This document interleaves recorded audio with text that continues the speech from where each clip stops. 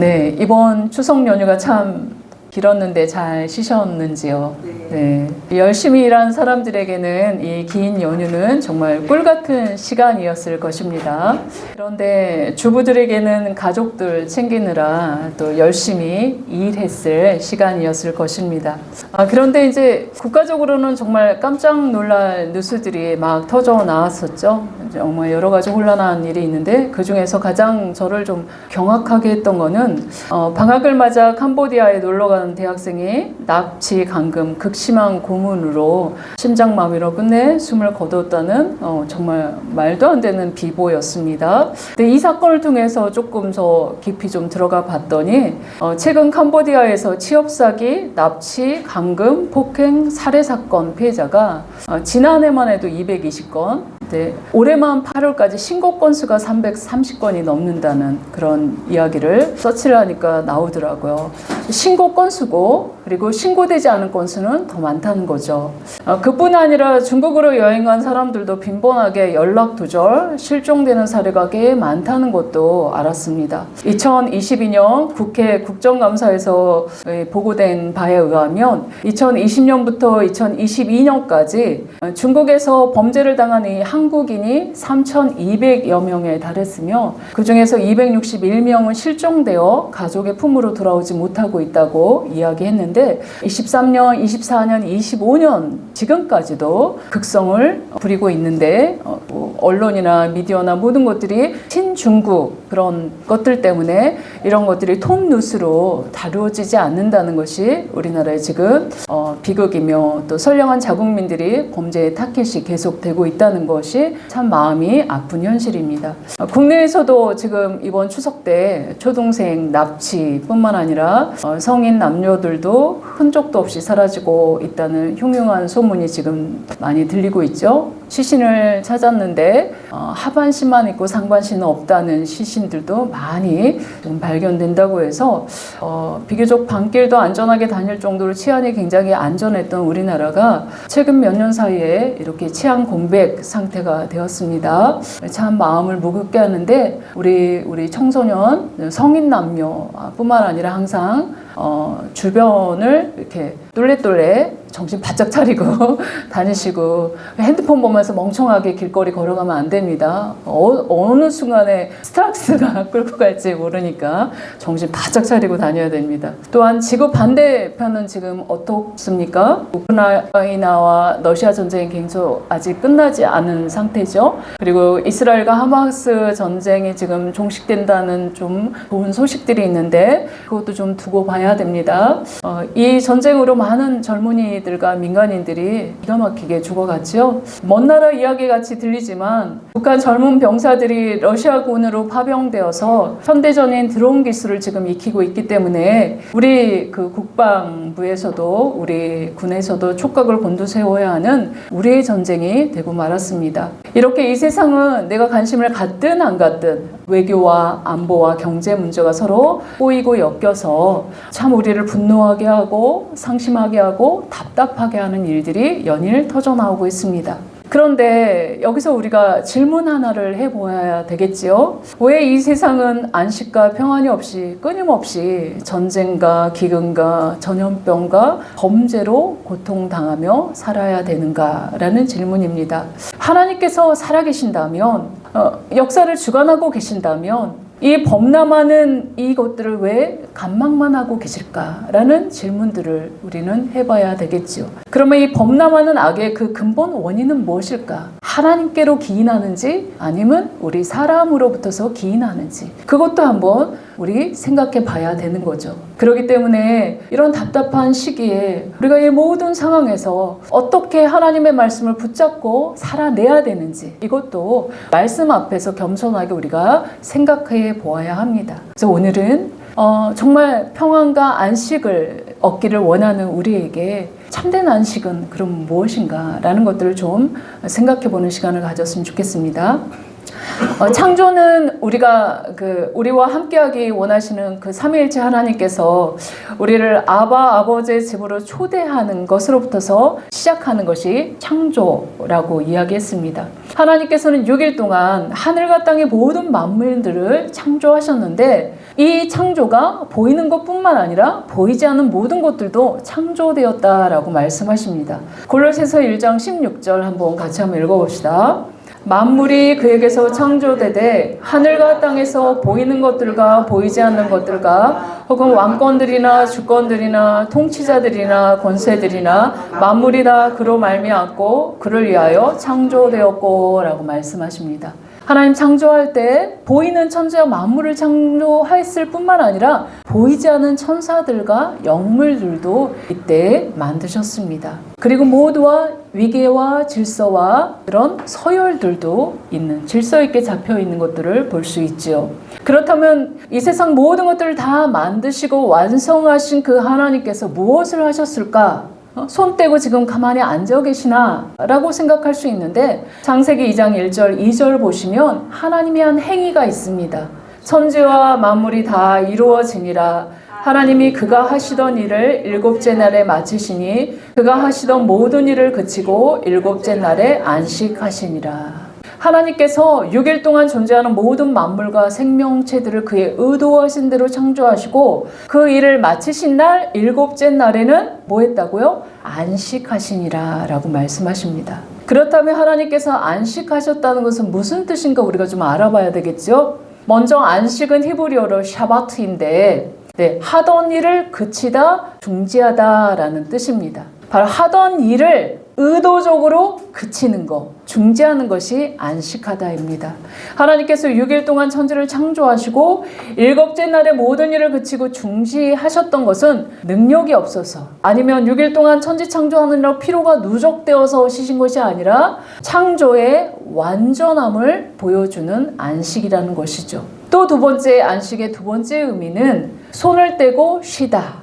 일을 중지하고 그치니까 한쪽으로는 손을 떼고 쉬다라는 것들이 안식이라는 의미죠. 우리말에서는 안식이란 평안히 쉰다라는 그런 의미로 사용됩니다. 단순히 육체적 노동에서 손을 떼고 쉬는 것만 의미하는 그런 쉼이 아니라 정신적으로도 감정적으로 하던 일을 중지하는 것. 그래야지만 온전한 쉼의 기초가 되기 때문에 그렇게 말씀하시는 것입니다. 하나님도 천지와 만물을 창조한 엘로힘 하나님도 이 창조 사역을 완성하신 후에 일을 멈추고 쉬셨다는 것은 우리도 그렇게 하나님의 형상으로 만들어졌다는 것입니다. 그래서 6일 동안 일하고 하루 중지해야 하는 것은 하나님의 질서이고 우리를 그렇게 프로그램에 놓았다는 것을 말씀하고 있는 것입니다. 그래서 하나님의 은혜 안에 철저히 쉬는 것이 안식이다라고 말하는데 일곱째 날을 지키면서 하나님이 시간의 주인이심을 또 알게 하는데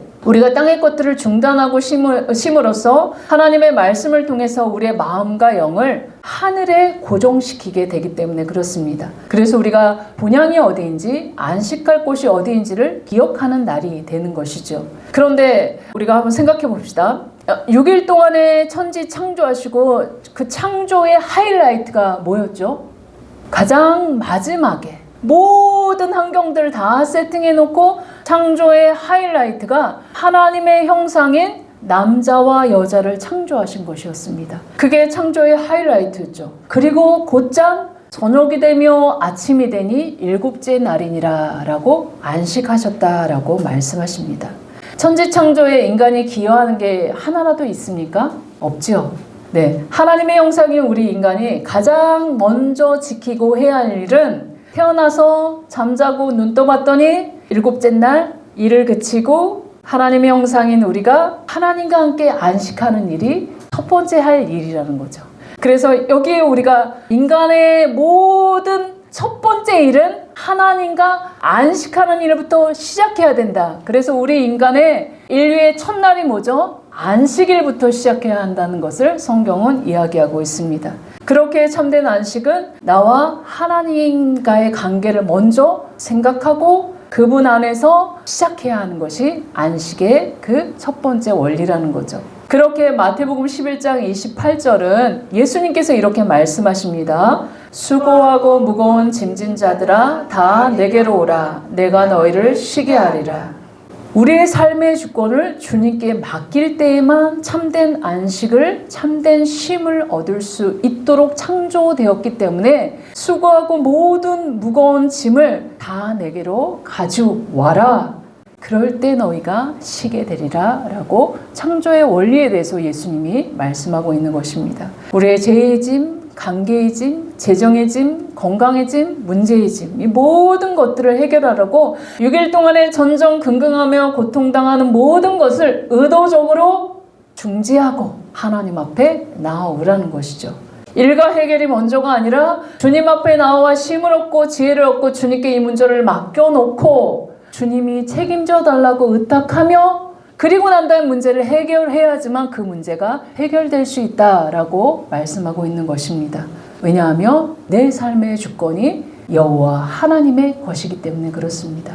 이렇게 하던 일을 그치고 중지하며 쉼을 누리는 것은 우리가 실천해야 하는데 그 실천할 때 유익이 무엇이냐라면 모든 생산활동과 성취활동을 하루 동안에 딱 중지시키면서 생산성을 중지하고 성취성을 중지하는 방향으로 막 달려가는 우리의 태도를 일단은 딱 제동장치를 걸어놓고 스톱 할 때 다시 한번 내가 지금 맞게 달려가고 있나? 라고 생각해 볼 수 있는 쉼을 준다는 거죠. 그리고 거룩히 구별된 한 날을 쉼으로 인해 나 자신을 위한 모든 일을 내가 앞서 나가기 위해서 해야 하는 모든 이 중압감과 근심을 주님 앞에 내려놓을 수 있는 시간적인 텀이 생기는 거죠.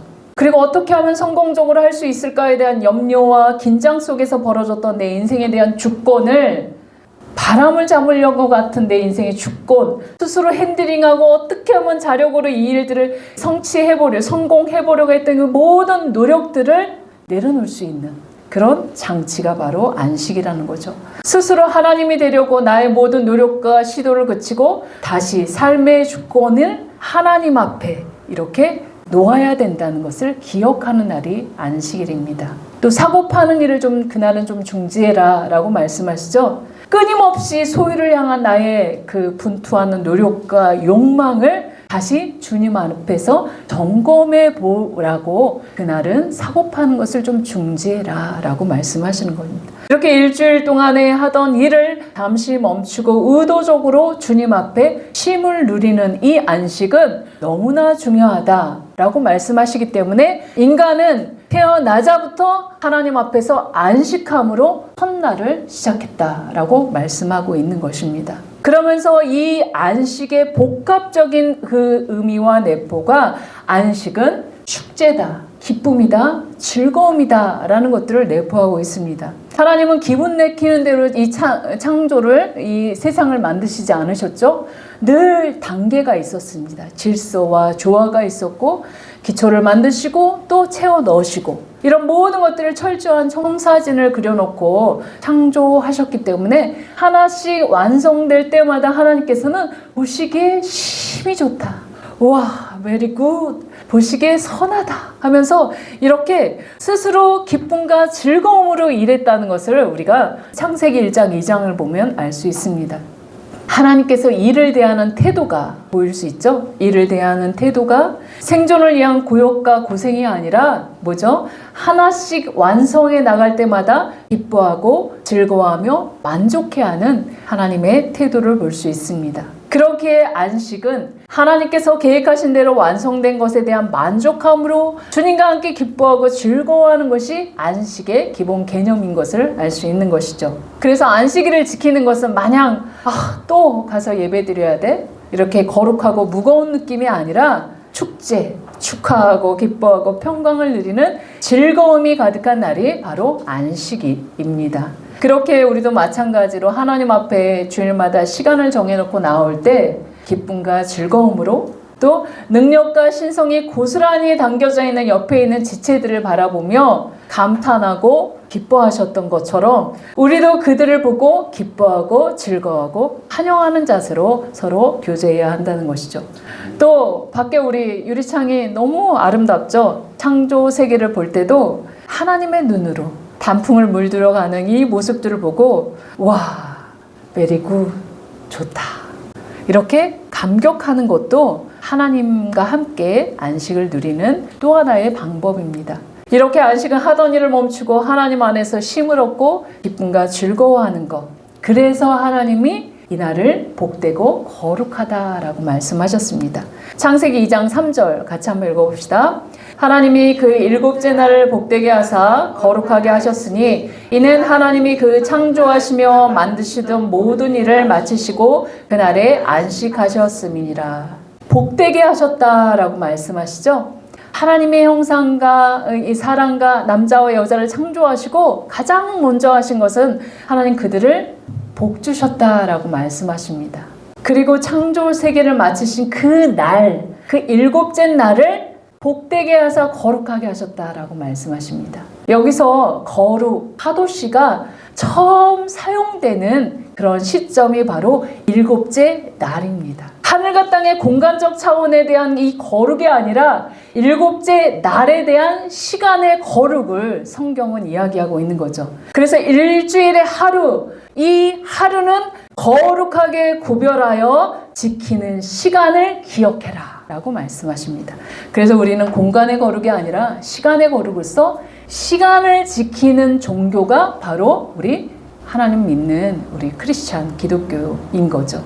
그래서 각지로 흩어 있다가 일주일에 한 번씩 안식하러 함께 지체들이 모이는 것입니다. 그렇기 때문에 6일 동안은 열심히 일하고 단 하루는 반드시 하나님과 교제하는 시간들을 그 시간의 거룩을 지켜내야 된다는 것을 성경은 이야기하고 있는 것이죠. 그렇게 안식은 하나님의 복을 누리고 온전한 기쁨과 즐거움과 거룩함으로 그분 안에서 쉬는 것 자체가 안식이다. 이런 그 시간의 구별을 할 때 하나님께서 함께 안식을 누리는 거죠. 그러니까 우리가 창조의 최종 하이라이트는 하나님의 형상인 인간, 우리 사람, 남자와 여자인데 창조의 최종 목적은 그럼 뭐냐는 거죠. 최종 목적은 하나님의 형상인 우리를 이 창조 세계의 하나님의 집으로 초청하셔서 기쁘고 즐겁게 안식을 누리는 게 창조의 최종 목적이라는 것을 알 수 있는 것입니다. 이렇게 하나님께서는 이 최종 목적을 이렇게 누리기를 원하셨는데 그 판을 우리 인간이 깨버렸죠. 그래서 다시 회복시키셔서 요한계시록에 회복된 새하늘과 새 땅이 나오잖아요. 그때 하나님께서 어떻게 참 안식을 주시려는지 기록되어 있습니다. 요한계시록 21장 3절에서 4절. 내가 들으니 보좌에서 큰 음성이 나서 이르되 보라 하나님의 장막에 사람들과 함께 있음에 하나님이 그들과 함께 계시리니 그들은 하나님의 백성이 되고 하나님은 친히 그들과 함께 계셔서 모든 눈물을 그 눈에서 닦아주시니 다시는 사망이 없고 애통하는 것이나 곡하는 것이나 아픈 것이 다시 있지 아니하리니 처음 것들이 다 지나갔습니다. 하나님 안에서 평강을 누리는 것, 그 눈에 눈물을 닦아주고 위로해 주시고 애썼다. 그저 위로해 주시고 그리고 다시는 사망이 없고 애통하는 거나 억울함이나 곡하는 거나 아픔이 다시 있지 않는 그곳 참된 안식을 누리는 영원한 삶을 하나님께서 의도하신 창조의 목적이라는 것을 알 수 있는 것이죠. 누구랑요? 하나님의 형상인 우리 사람들과 함께요. 이게 바로 하나님이 의도하신 창조의 목적이라는 것을 알 수 있습니다. 그런데 왜 이런 참된 안식을 거절하고 우리가 전쟁과 기근과 전염병과 범죄에 타깃이 되어 고통당하며 살아가야 왜 합니까? 라는 질문에 하나님은 뭐 하십니까? 라는 그 질문 이전에 왜 이런 일들이 허락됩니까? 라는 그 질문을 해야 되는 것이죠. 바로 하나님과 인간 사이를 나누는 간교한 뱀의 등장으로 시작된 그런 아픔입니다.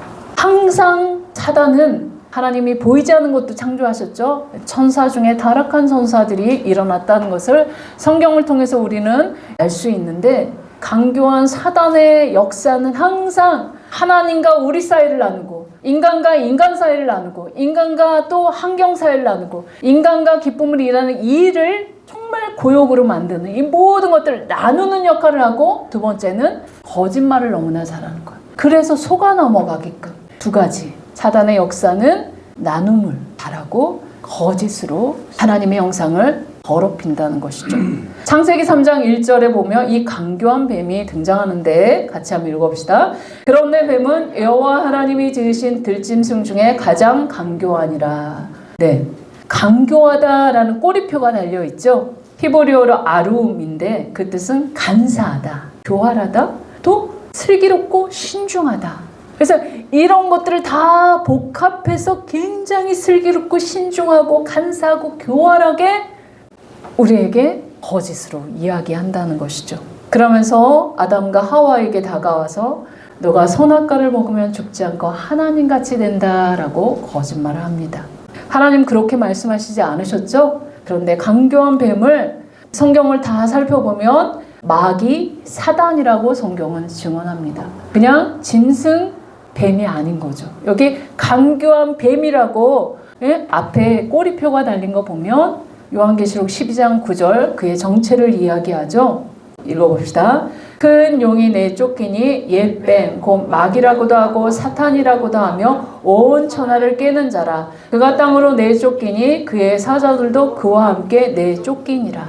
옛 뱀, 이 강교한 뱀 나오죠? 강교한 뱀을 마귀, 사탄이다. 그리고 그들은 온 천하를 깨는 자라고 성경은 드러내고 있는 것이죠. 사탄 마귀의 속성, 예수님은 요한복음 8장 44절에 이렇게 말씀하십니다. 너희는 너희 아비 마귀에게서 났으니 너희 아비의 욕심대로 너희도 행하고자 하느니라. 그는 처음부터 살인한 자요 진리가 그 속에 없으므로 진리에 서지 못하고 거짓을 말할 때마다 제 것으로 말하나니 이는 그가 거짓말장이요 거짓의 아비가 되었습니다. 옛뱀, 강교한 뱀, 사탄, 마귀는 늘 우리를 거짓으로 속이는 자입니다. 그런데 그들에게 속지 않기 위해서는 늘 진리 위에 우리가 서 있어야 된다라고 예수님 말씀하시죠. 그런데 아담과 하와가 진리 위에 서 있지 않고 이 거짓에 속아 넘어간 것은 욕망, 욕심 때문에 그런 것이죠.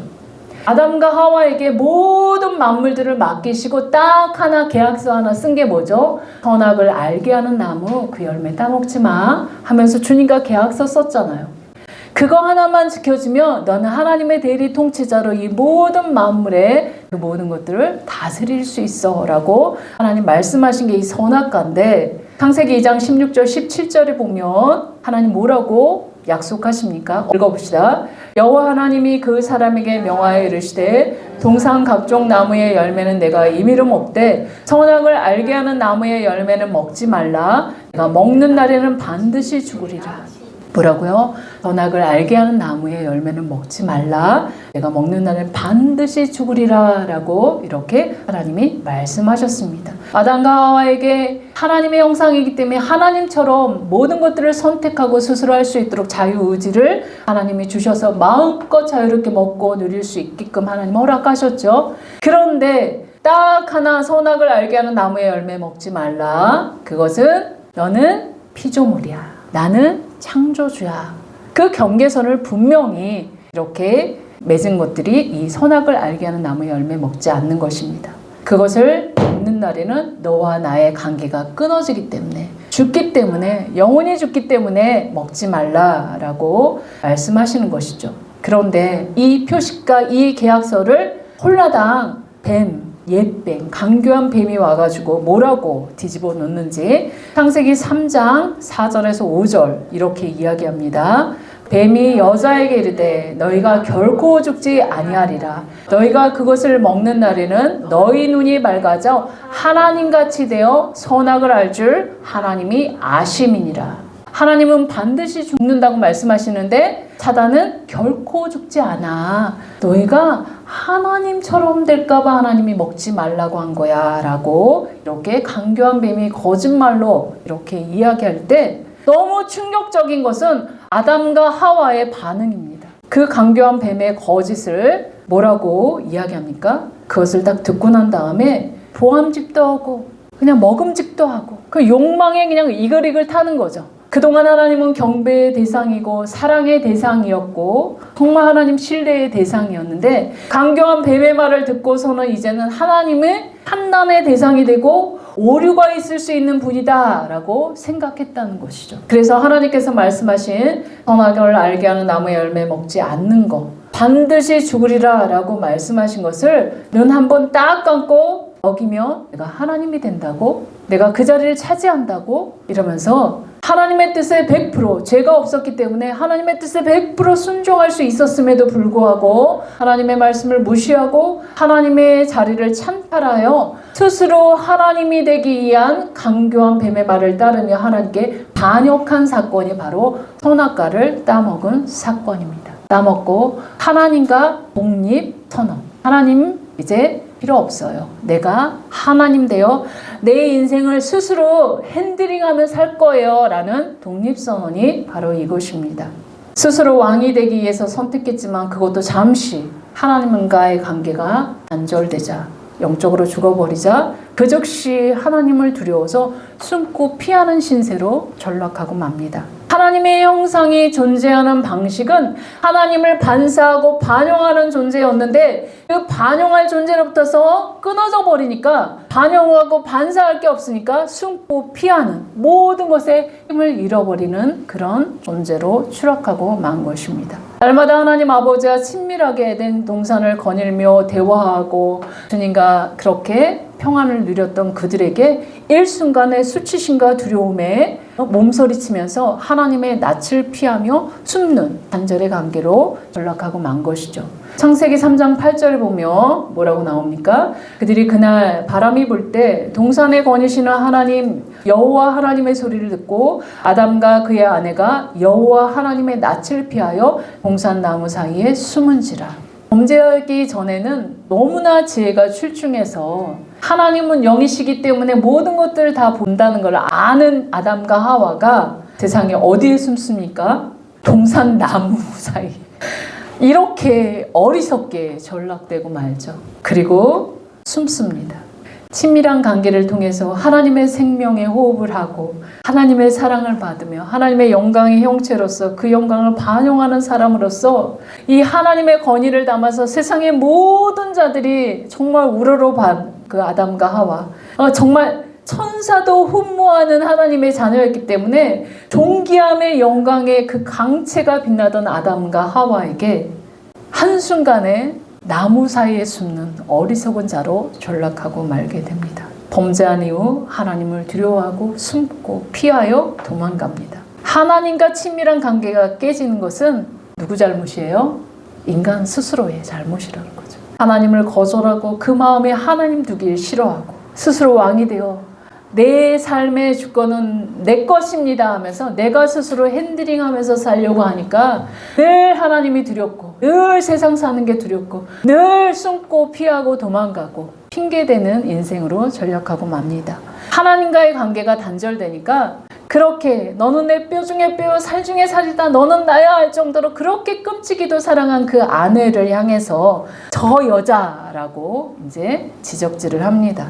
창세기 3장 11절 12절 한번 같이 읽어봅시다. 이르시되 누가 너의 벗었음을 내게 알렸느냐? 내가 내게 먹지 말라 명한 그 나무 열매를 내가 먹었느냐? 아담이 이르되 하나님이 주셔서 나와 함께 있게 하신 여자 그가 그 나무 열매를 내게 주므로 내가 먹었나이다. 네, 하나님 탓하죠. 하나님이 주셔서 나와 함께 있게 한 저 여자 때문에 그랬습니다. 책임 전가합니다. 둘이 한 몸을 이루고 서로 부족한 부분을 서로 돕는 동역자로서 친밀한 관계가 완전 와장창 깨져버리죠. 그 다음에 이 부부는 서로 네가 맞니 내가 맞니 내가 옳으니 네가 옳으니 그러면서 서로 책임 전가하고 탓하는 그런 인류 역사가 되었죠. 부부 관계가 깨지니까 창세기 4장에 가면 인류 최초에 태어난 가인과 아벨, 가인이 동생을 쳐서 죽이는 살인사건, 그것도 하나님께 예배드리는 거 하나님이 아벨의 예배를 받았다는 그 이유로 시기하여 그를 살해합니다. 창세기 6장에 가니까 노아 때에는 아예 대놓고 뭐라고 합니까? 사람의 제약이 세상에 가득하며 그들의 마음의 생각과 계획이 항상 악하다 하면서 하나님께서 사람 지으셨으면 이제 한탄하고 근심하실 정도가 되어버렸습니다. 결국에는 심판이었죠. 또 환경은 어떻습니까? 아담과 하와는 하나님의 형상으로 만들었지만 땅의 흙먼지로 만든 존재잖아요. 그렇기 때문에 늘 유한하고 유약한 존재라는 것을 늘 기억하며 살아야 함에도 불구하고 그것들을 생각하지 않고 내가 다 할 수 있다라고, 능력도 안 되면서 그렇게 생각을 했죠. 그랬더니 환경도 와장창 무너졌습니다. 땅에서 나는 모든 것들을 가꾸고 길러야 될 아담과 하와가 이제 땅이 가시와 엉겅퀴를 내게 되죠. 17절, 3장 17절에서 19절 같이 읽어봅시다. 아담에게 이르시되 내가 내 아내의 말을 듣고 내가 내게 먹지 말라 한 나무의 열매를 먹었은즉 땅인 너로 말미암아 저주를 받고 너는 내 평생에 수고하여 그 소산을 먹으리라.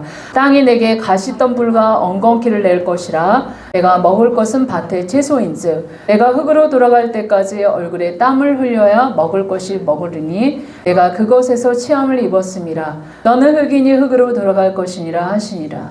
인간의 범죄로 인하여 땅도 안식을 누리지 못하고 가시덤불과 엉겅퀴를 내고 말았습니다. 나는 농사 안 짓는데요? 가시덤불과 엉겅퀴 나하고 상관없는데요? 라고 생각할 수 있지만 흙먼지로 만든 인간의 실존에 대해서 이야기하고 있는 것입니다. 먹고 살기 위해서 생존을 위해 쉼없이 일해야 하며 수고한 대로 일한 대로 그 대가가 따르지 않을 것이다 라는 말씀이죠. 경제 문제 해결하면 건강 문제 터지고, 건강 문제 해결하면 자녀 문제 터지고, 자녀 문제 해결하면 관계 문제 터지고, 끊임없이 가시와 엉겅퀴를 제거하면 이 가시 이 엉겅퀴 나고, 이 가시 이 엉겅퀴 해결하면 저 엉겅퀴 저 가시 또 해결해야 하고, 첩첩산중 가시처럼 돋아나며 우리를 괴롭히는 것이 우리가 당면된 문제. 그래서 늘 우리는 가시와 엉겅퀴 이 문제 해결하다가 죽는 비참한 상태로 전락하고 말았다라고 말씀하십니다. 또한 일은 어떻습니까? 하나님이 6일 동안 열심히 그 손으로 빚으면서 일할 때 생존을 위해서 일하시지 않으셨죠? 기쁨으로 일하셨습니다. 내게 주신 재능과 은사를 가지고 이 땅에 맡겨진 일들을 감당하면서 기쁨과 감사와 즐거움으로 노동해야 하는데, 그 노동이 보역이 되고 강제 노역이 되고 강제 노동이 되고 즐거움이 되지 못하는 것이 우리 노동 현실입니다. 이렇게 우리 도형, 사각형 도형 한번 볼까요? 안식에 깨어지며 아담과 하와가 반역함으로 인하여 스스로 왕이 되는 이 죄로 인하여 하나님과는 두려워서 숨는 관계, 또 인간과 인간의 책임 전가하고 시기하고 싸우고 미워하고 살인하는 관계, 또 환경과의 관계는 소산을 제대로 내지 못하고 늘 가시와 엉겅퀴를 내며 그런 급급한 관계, 일도 먹고 살기 위해서 이마에 땀을 흘리며 생존수단으로 전락하며 만족과 즐거움이 없는 노동의 관계, 모든 관계가 깨어지고 말았습니다. 바로 인간이 하나님을 반역하고 스스로 신이 되고자 하는 이 뱀의 말을 따랐던 결과로 모든 것들이 안식이 없는 상태가 되고 말았던 것입니다. 그렇기 때문에 우리의 지금 현상은 하나님 탓이 아니라 누구 탓이라고요? 인간의 죄된 것, 자신이 선택한 결과입니다. 캄보디아에 취업 사기로 간 친구들, 나는 순수하게 갔는데요, 그들이 나를 속였는데요, 뱀의 말에 속았던 것처럼 똑같은 거죠. 이 시대에 정보가 얼마나 많은데 뒤집어보고 따져보고 찾아보고, 그렇게 해서 속지 말아야 됩니다. 당근에 올라온 조금 돈을 좀 더 준다 하는 알바도 쳐다보면 안 됩니다. 모든 것들이 지금 먹잇감으로 올라와 있기 때문에 그렇습니다. 그러나 하나님은 그대로 방치하지 않습니다. 안식이 깨어졌지만 그들을 방치하고 내버려 두지 않고 찾아오십니다. 그렇기 때문에 우리에게 소망이 있다는 것을 성경은 이야기하고 있는 것이죠. 창세기 3장 9절에서 10절입니다. 여호와 하나님이 아담을 부르시며 그에게 이르시되 내가 어디 있느냐? 이르되 내가 동산에서 하나님의 소리를 듣고 내가 벗었으므로 두려워하여 숨었나이다. 네, 내버려 두지 않고 찾아오시는 하나님이라는 거 알 수 있죠.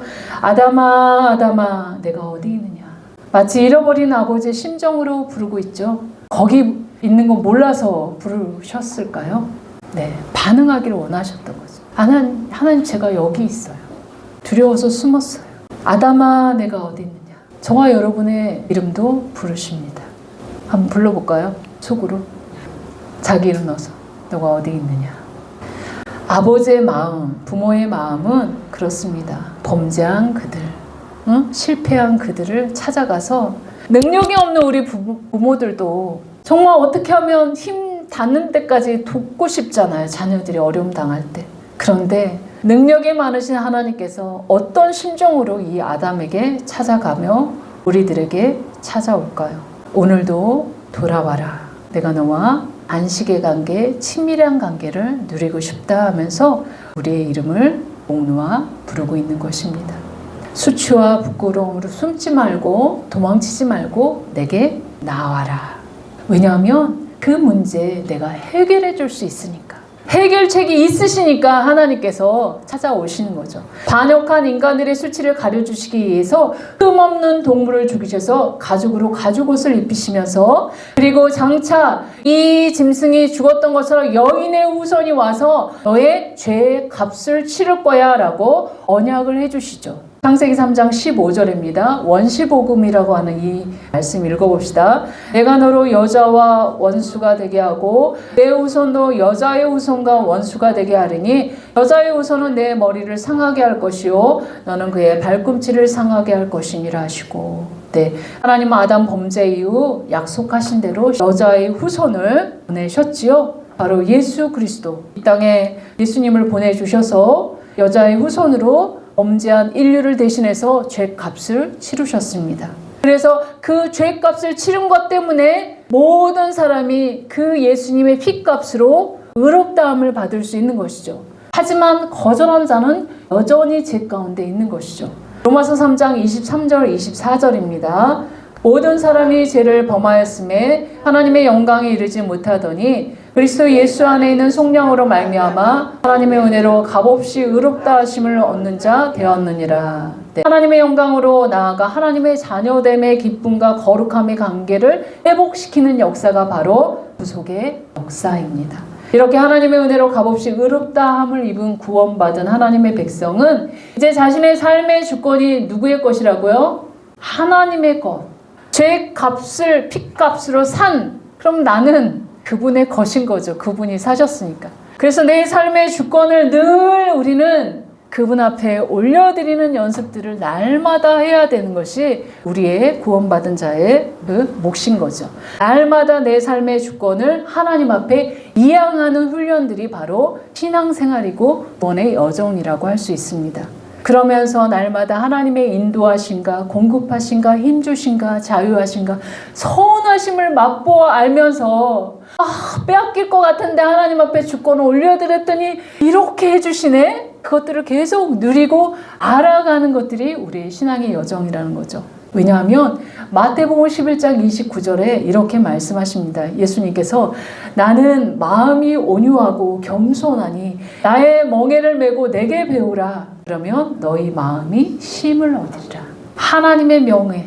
왜냐하면 멍에는 같이 매잖아요. 그런데 힘이 있으신 그분이 멍에를 메고 모든 짐을 지고 갈 테니 너는 걸쳐만 있어라 라고 말씀하시는 거예요. 그러면서 함께 내 주권을 나 일로 갈 거예요. 일로 갈 거예요. 이런 게 아니라 그냥 주님이 인도하시는 대로 알겠습니다 주님 따라가는 거. 이게 같이 멍에를 매는 자, 신앙생활의 자세입니다. 그러면서 진정한 안식은 그 안식을 완성하신 예수 그리스도 안에, 그분 안에서 누리는 참된 안식을 우리가 배워가는 것이죠. 그렇기 때문에 평안이 내게 있다 라고 말씀하십니다. 요한복음 14장 27절에 보면 평안을 너희에게 끼치노니 곧 나의 평안을 너희에게 주노라. 내가 너희에게 주는 것은 세상이 주는 것과 같이 아니하니라. 너희는 마음에 근심하지도 말고 두려워하지도 말라 라고 약속하셨습니다. 평안을 너희에게 준다. 나의 평안을 너희에게 준다. 참된 안식과 평안은 세상의 어느 곳에 찾아봐도 찾을 수 없고 누구한테 있다? 예수 그리스도께, 그분의 것이기 때문에 그분 안에 들어가야지만 참된 평안을 얻을 수 있다라고 말씀하십니다. 저와 여러분도 동일하게 이렇게 주님께서 초청하십니다. 능력도 없으면서 스스로 자신의 삶이 자신의 것이라고 주장하며 고통당하지 말고 제발 나에게 와서 모든 것을 내려놓고 나와 함께 멍에를 같이 매자. 그러면서 평안을 누려라 라고 말씀하십니다. 왜? 내가 그 모든 문제를 해결할 수 있는 엘로힘 창조주 하나님이니까 나에게 내려놔라 라고 말씀하십니다. 매일 무거운 짐을 매일 스스로 내가 하나님이라는 내 스스로 내 주권을 가지고 자력하며 살지 말고 내가 왕이 아니라 진정한 왕은 하나님이시다. 그걸 매일 인식하면서 겸손히 엎드리고 주님 앞에 나의 왕됨을 내려놓고 주님 앞에 머무는 것. 그 삶. 주님은 범죄한 아담을 찾아가셔서 아담아 아담아 라고 부르셨던 것처럼 저와 여러분 지금 어떠한 상태에 있든지 여전히 주님께서는 저와 여러분의 이름을 부르십니다. 그러면서 누구야 내게로 오라. 내가 참 쉼을 주겠다. 참 평안은 나에게 있다. 나에게 와서 쉼을 얻고 평안을 얻어라 라고 말씀하십니다. 우리의 할 일은 주님 앞에 나의 주권을 내려놓고 스스로 왕됨을 내려놓는 이 일을 매일같이 해야 됩니다. 매일같이 하지 않으면 나의 스스로 왕됨은 불쑥불쑥 가시 엉겅퀴처럼 올라오기 때문에 그렇습니다. 창조의 최종 목적은 하나님 아버지의 집으로 초대하여 참된 안식을 주기 위함이라는 것을 우리가 말씀을 통해서 살펴보았습니다. 그러나 우리는 그 하나님께 반역하여 스스로 왕이 되고자 하여 모든 관계가 단절되고 참된 안식도 깨져버리고 말았습니다. 그러나 그럼에도 불구하고 주님은 여전히 우리를 찾아오셔서 삶의 주권을 내려놓고 주님 안에서 참된 안식과 평안을 얻으라고 초대하고 있습니다. 왜요? 우리는 그분이 결코 포기할 수 없는 그분의 자녀이니까요. 그렇게 주님의 부르심에 오늘도 나의 모든 주권을 주님 앞에 내려놓습니다 하며 순종하여 받드는 저와 여러분이 다 되시길 주의 이름으로 축원합니다. 아멘.